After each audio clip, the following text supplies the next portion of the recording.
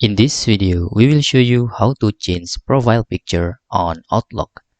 To change your profile picture on Microsoft Outlook, it's very easy. First, you need to open the Outlook. We recommend you using websites because desktop application is lack of support. Okay, you can open the outlook.live.com and the URL is look like this. You can see this is the URL and you can hit enter after that.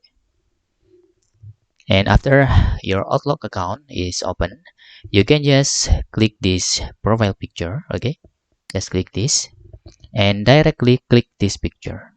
Okay, just click this and you will redirect it into the Microsoft account. This is about your photo or pictures. You can add a photo. Okay, like this. And for example, let's using this photo and we can click save.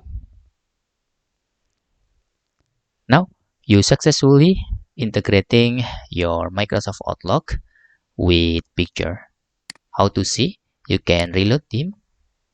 And after that, if you see there is no change, maybe you need to wait until 24 hours and all of your account will synchronize, including your Microsoft Outlook.